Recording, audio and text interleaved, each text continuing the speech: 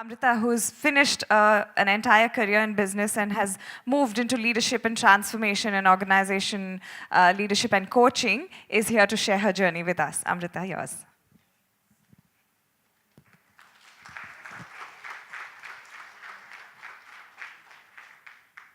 Thank you for that, because I was for a minute thinking that how am I going to talk about technology and this tech talks being here. And really what I have to share is that the company that I founded with my best friend, the little company, is what we sold to Clay. And they have used technology to take it from the 15 centers that we created to over I think, 120 centers that exist today. And it's all stories about women and women empowerment. And so here I'm really here to share my story. And to share my story, and if I had to link it to technology, it's really to talk about the technology that exists within each one of you. And that's what I'm here to share. So you interested? Yes. Yeah? So I'm coming straight from my daughter's parent-teacher meeting, and my daughter's sitting right here. And what intrigued me was right up in front, there was a chart, and the chart read that, and I've written it down, is being a housewife as fulfilling as paid work? And that, to me, was so wonderful to see, because in a school of girls and boys, at such young ages, they are propelled to think in that manner, and that gave me real great hope.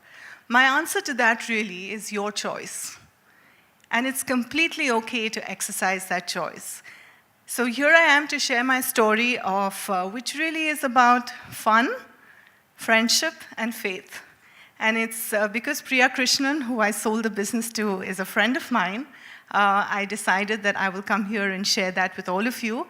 I will also run a masterclass soon after this, which gives each one of you an opportunity to take advantage of what Clay is doing if you want to take an entrepreneurial journey and take up what is called Creche in a Box. So I'm happy to share that at the masterclass for anyone who's already signed up or who would like to sign up. Yeah? But a little bit about my story. If I can go on and on, so I'm going to request you to give me time, okay? The first thing that I'd really like to share is that I qualified to do my MBA in marketing. And I worked as a marketing professional for almost 7 years in the corporate sector. But way back when I did my MBA in 1995, at that point in time from campus, from Symbiosis campus, we had an offer to join, I had an offer to join Exim Bank and an offer to join 2 other FMCG companies. I chose to join Exim Bank simply because I was so inspired by the woman who ran the bank. And I think that's really where this whole seed of women and women empowerment and what all women are capable of doing was sown. Unfortunately, I joined in July and she retired in October. And it was quite disheartening, not because there was no woman at the top, but because there was somebody who I looked up to. I found that she was no longer there. And I remember sitting in a train going from Bombay to Pune. And as I was going in that train, I read about another woman in a Business India cover. And she was a woman entrepreneur running an export business. And I decided that I would write to her, contact her, and go and work with her. And that's what I did for 7 years, doing exports of home furnishings. And I really believe that when I look back at my life, I have exercised choice. But did I know it then? I'm not so sure. I just went by my gut, I think, at that point in time. Having said that, I had children. After 5 years of being married, deliberately waited, thinking that I loved the job I was doing. I enjoyed the work, I enjoyed the corporate gossiping, I enjoyed the salary, I enjoyed everything about it. And then when I had children, I was sure, not children altogether, I had just one son. And when he was born, I really thought that me having got married to a North Indian and a son my mother-in-law will come running to take care of the baby, or my mom who stayed in Pune would 100% come to take care of the baby. But the truth is, nobody did. And that's really how I decided that let's start the little company. And I started Little Company with my best friend, Bindu, and she is still my best friend. So the first part is that I'd love to say to each one of you is that if you can't trust your friends, who can you trust? So you must look, if you're looking to build a business, if you're looking to do anything in life, it's so much more fun to do it with friends. And that's been my experience, at least. Having started this business, it was just for a lark. I had no idea at that point that we would grow it, we would sell it, we would move on to doing something different. No idea at all. We just started it for a lark, and we also started it, I did my MBA, so could go out and market to a number of people. So we went and spoke to a number of corporate centers, corporate people, and everybody seemed to be really interested. And I can say so with their permission now that there was one company called Hindustan Unilever who said, yeah, we will build this daycare. And Bindu, who's a creative aspect of our business and on my life, she created this whole clay model, incidentally, same as clay, but that time we didn't know, but it was clay model that she created. And we went to Hindustan Lever with this great big model, and they said, it's a brilliant idea. However, we've decided that instead of a daycare, we'd rather build a gym. And that was the end of our business plan, business story, and everything that went with it. And so we were determined. We said, okay, if they're not doing it, let's see how we can. So we put in all our investments, everything that we had from 7 years of working together in a corporate, and we put that together and started our first daycare center called the Little Company in Bandra. We started it, and when we spoke to all our friends who came from MBA school with us, all of them were so excited. They said, of course, it's the best thing to do. That's how everybody will be able to go back to work. Because we worked from a belief that it would be really sad not to work and not be financially independent, and it would be even sadder not to have kids. So if you could do both, it would be so wonderful. And that's how we started the Little Company. And like it or not, we had 3 children who signed up on the first day. 2 of them did not pay for the work, for the services, Bindu's daughter and my son. And 1 paid for the services. And that also, they asked us for a discount because they couldn't really afford the fee that we thought that we were charging. And that's how Little Company started. Nevertheless, I think one of the things that I've really learned from that is I really gave, both Bindu and me and everybody who worked with us, we gave it our complete best. We just ran it like an extension of our own house. We would calculate, the amount of money that we'd receive and the people we had to pay in small envelopes, just like we do our ghar kharcha. That's really how we started it. And then slowly we built it and we grew it, and that's another beautiful story. But some of the things that we did, which I think were quite unique, and that I'd like to share, because it does involve hard work. It's not that it doesn't. We started the daycare thinking we'll get to spend more time with our children, but we didn't really spend more time with our children, but we did have our children around us all the time. And that was important. And I think that's another lesson that I would love to share with each one of you, is to involve your children in everything that you do. We had the privilege of a daycare center, so we had our kids with us. And they were involved in the work that we were doing. They were part of it. And I have my daughter sitting right here, and I always involve her in everything that I do, whether it's to make my presentations, whether it is to come here and listen to me speak, just to know where I'm going the next day. And when you're in MBA school, you learn to include all stakeholders. Why do we then forget it when we become women and when we become mothers? And every single stakeholder of mine is involved and knows the work that I do, whether it's my domestic help, the big boss, my husband, my children, my in-laws, when they were there, my parents. Every single person is aware of all the struggles and all the work that I do, and that's really what gives me the strength and makes working so much fun and enjoyable. So I would really say to each one of you, irrespective of what you're doing, just ensure that you involve all the stakeholders in your life. Yeah, so I was at the point of telling you some of the things that we did, which were quite, I think, maverick. I remember when we had to get people to come and work with us, and we had 180 women who worked with us, all women. We didn't know where we'll get some of the caretakers in our daycare center, and we started this in Bandra. So I remember taking a train, going back, taking a train from Borivali, and coming from Borivali up to Bandra. And in that train, I would ask anyone, "Aapko kaam chahiye? Aapko kaam chahiye? Aapko kaam chahiye?"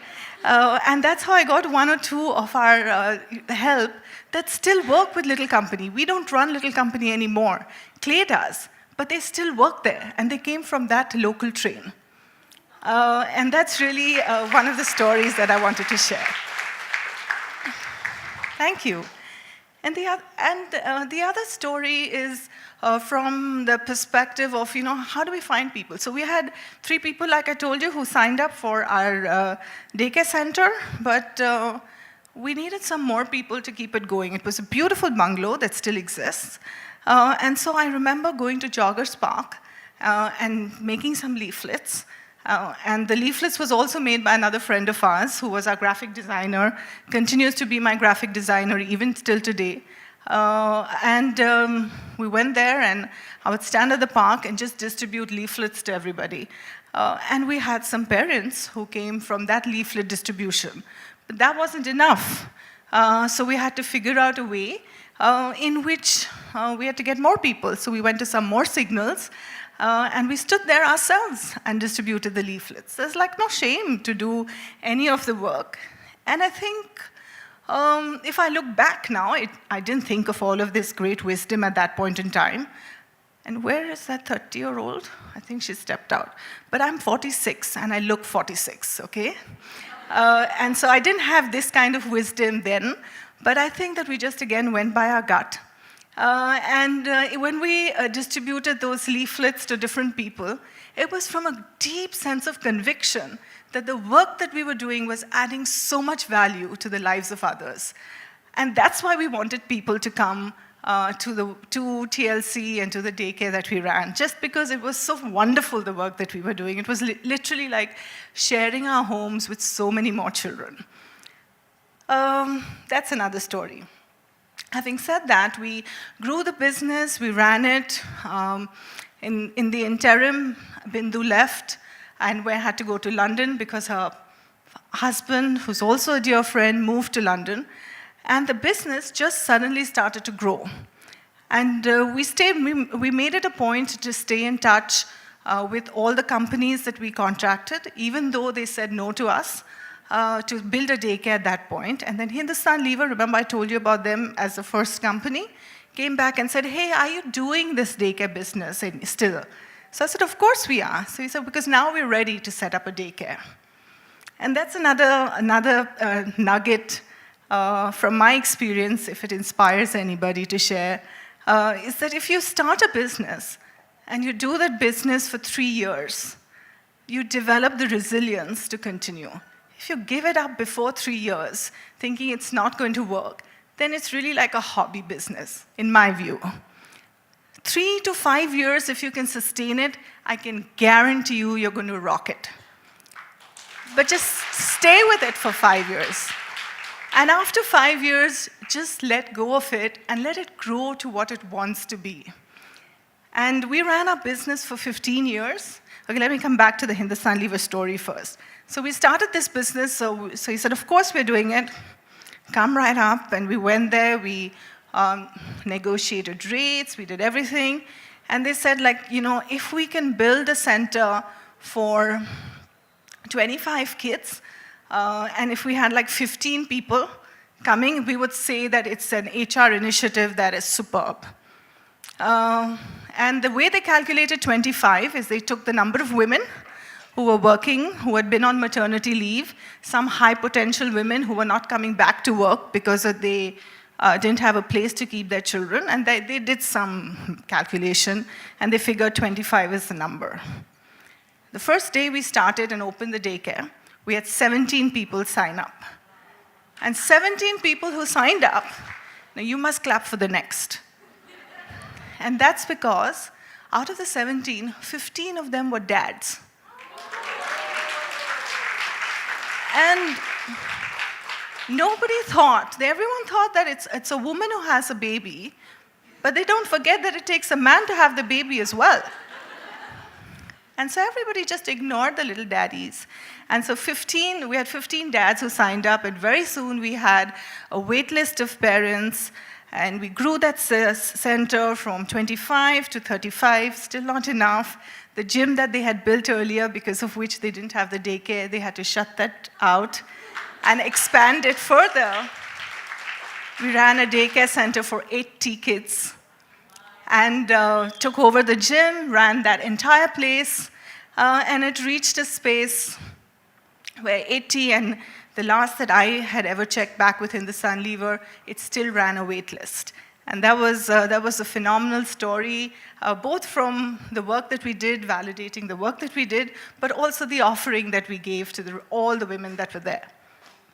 So that's about TLC. And then I was telling you about the time that when Bindu left, and she went off to London, and the business kept just growing and growing and growing, and it was a choice whether to say, should we continue the business and grow it, or should we just stop here and shut shop?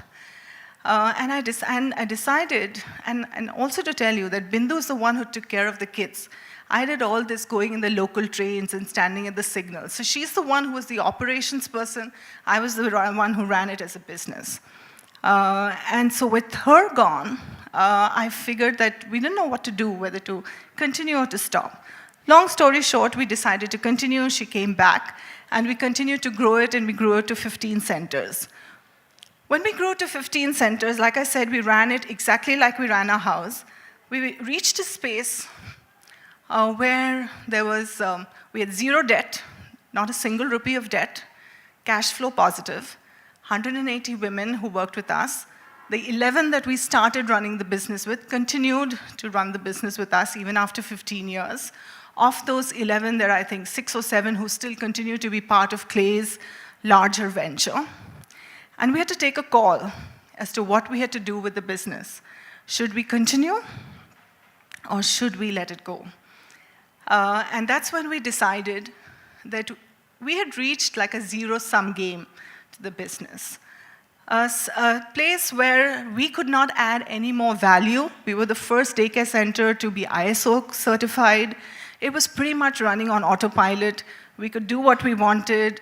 There was so much empowerment. All the center managers ran it just like their own center. And it was pretty much running on autopilot. And everybody at that point said, you're at the peak of your business.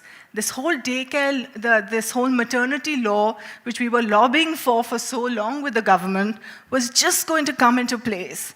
And do you really want to let go of the business at this state or not? And Bindu and I sat down, and the reason I share this is a special story and a big learning for both of us. Was one, we decided that we will let it go.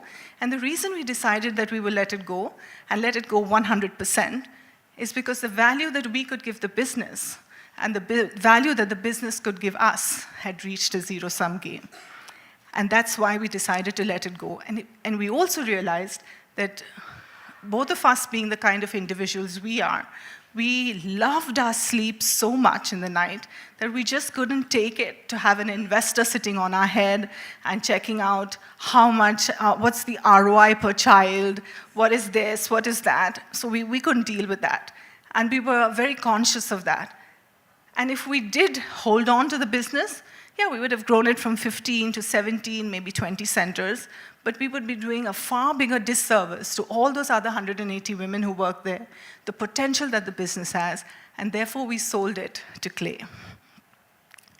At that point in time, it was difficult. It wasn't easy because it was like our little baby that we were giving up. I remember having a conversation with my spiritual guru. And she said, you have to let go of something to make space for something else in your life.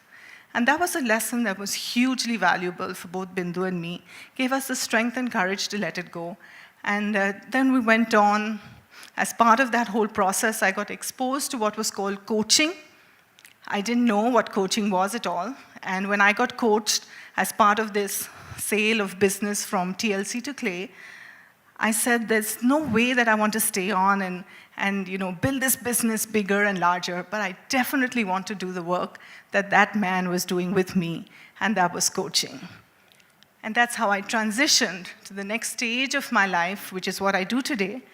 And that is coaching individuals, working with different companies to see how they can bring a coaching culture, and I'll tell you what that is in a minute. And I also train other people to be coaches. And that's a 6-year-old story, not as much as the earlier story of 15 years. But in the last 6 years, it has been so fulfilling. I had no idea that when I was letting go of my baby, I was making space for something that was so meaningful, so impactful, and so beautiful in my life. So what I do today is I run a firm called Back to Source Coaching. And it literally is that. It's just going back to source and discovering that technology that exists within each one of us.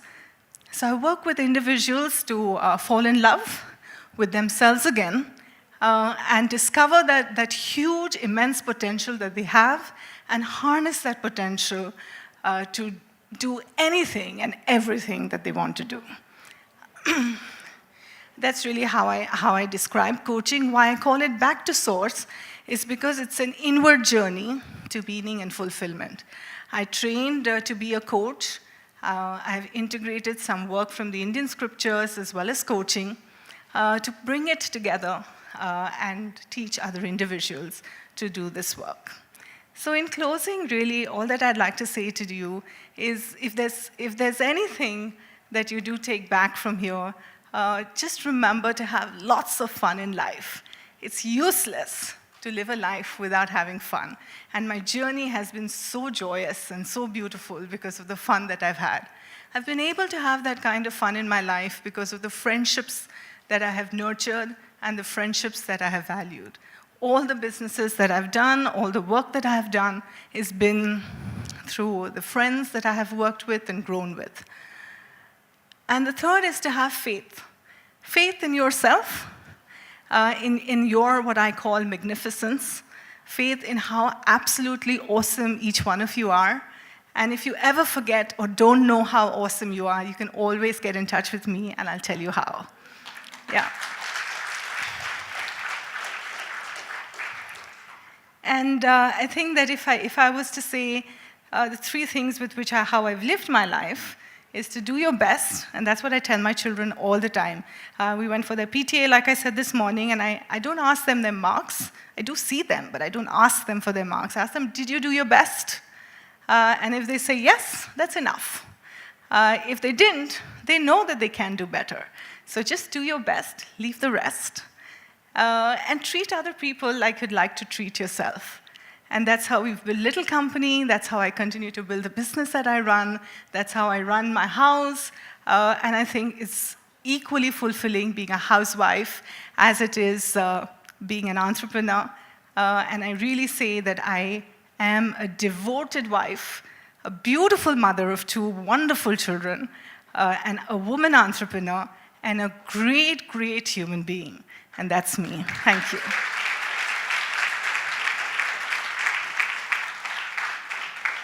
Amrita, I have to ask you this. Where do you get so much positivity from? From each one of you. Yeah. I think that if you're looking at positivity in me, that same positivity exists in you. Wow, okay. So the lines for you. You have to stay because we have to give you our hamper. We have to thank you. Thank you for joining us, and here are the few lines for you. A story of fun, friendship, and faith, a journey of a marketing professional who drew inspiration from around her. Starting a small idea and taking it to fruition, tackling rejection, getting up and going at it again. A slow start, a build up to a journey to encourage mums to go to work and to encourage women at work to have kids. Bringing in all the stakeholders and talent acquisition on the trains, standing at signals and spreading the word. Stay with it, sustain it, be the wind beneath the wings, and you'll surely rock it. A growth story that catapulted, handed over now safely, let go to make space for the new avenues in tow, turning into a coach now to take it forward, teaching us how to be awesome and to do your best and leave the rest. So, ladies and gentlemen, Amrita, thank you so much, Amrita, for joining us and taking us through your journey.